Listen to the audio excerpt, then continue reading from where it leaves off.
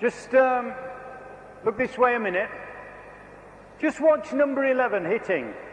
Your name? Joe. Joe will get all nervous now. Okay? He'll get all nervous. But just watch Joe hitting a little bit, and I want to ask you something in a minute. There's nothing wrong, Joe. Honestly, nothing wrong with you at all. Okay. All right. Away you go then. Carry on. Rest of the students can play. Rest of the students play. Teachers watch Joe.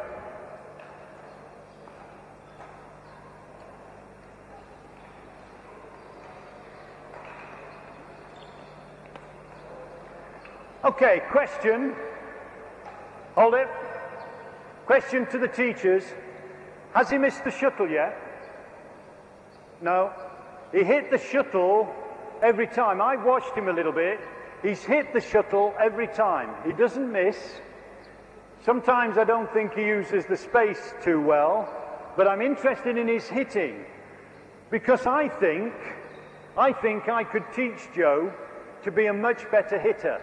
I can make a professional judgment that he hits every time. I think he's ready to improve his skill. Those are the decisions I make as a professional teacher.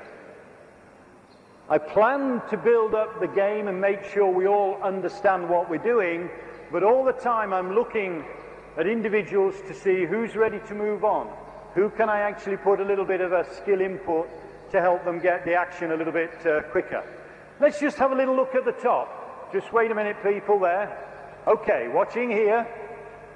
If you do use that high shot, if you use the high shot to really make the player come into the net, sometimes you don't want to worry about whether you are punished too much. So I've asked these people to do a pressure drill. And again, my youngsters, my children, would use these sort of drills. Okay? Let's go then. He's going to make... Name? Jason. Jason. Yeah. We're going to make Jason really run about. Get ready, girls. Have you got a shuttle? Jason, pass that one back. That one. There we are. Okay. Right, ready? Off you go. Let's get him moving. So let's see if they can really make him move. That's got him back. Next one then, in you go. Tap it over, Jason, out of the way. That's it. Okay, where you go. Right, can we make him move? No smashers. Yes, next one. In we go. You've all done this. Yes, have we got him in? That's it. Can we take him to the back? Yes. Now a little one. Have we got him moving? Yes, we've got him moving. Next one. In you go. Okay, let's set it up then. One person that side. One person that side. 3 or 5 people this side. Okay, ready to go. Side. If the person that side does not want to be rushed, how can they make time for themselves? You people don't want to be rushed about. You don't want to be running too fast. How can you make time for yourselves? How can you make time in a rally? To the back? And how to the back? How would you send it to the back to make more time? High. Okay, just listen. If I'm on here and I don't want to be rushed, then I can make time for myself by sending the thing up. Oops, odd shuttle. Send it high, send it to the back, send it high, send it to the back.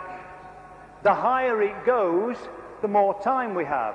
So we'll be talking to the youngsters about height means time.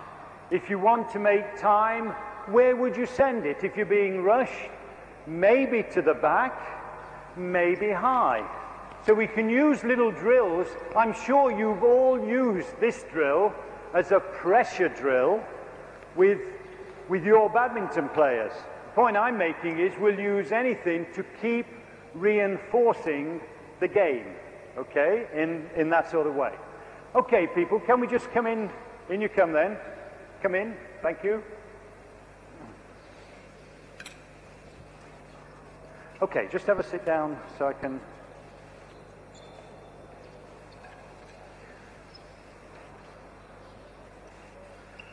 Okay.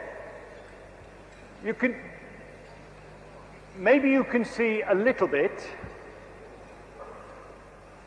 Maybe you can see a little bit that the language, my expression, some of the students don't pick up very quickly. They have to ask each other. But what I hope you can see is that we can start and play a little game straight away. I have made one big decision. The big decision is that the space I want the children to think about is the space at the front and the space at the back of the court. Okay? You all understand? I've done that because if you look at badminton, that is the sort of space which is exploited all the time. If you watch the good badminton players playing singles, then of course they will use width. Of course they will go to the sides. But underneath all of that is the control to the front, to the back, to the front, to the back. Keep the shuttle below net height, keeps the player defensive. You understand those things? If I were taking tennis as the game, think about it. I would not, if I was going to move to tennis, I would not play on long, thin courts. Because the essential element of tennis is width. Okay? It's width.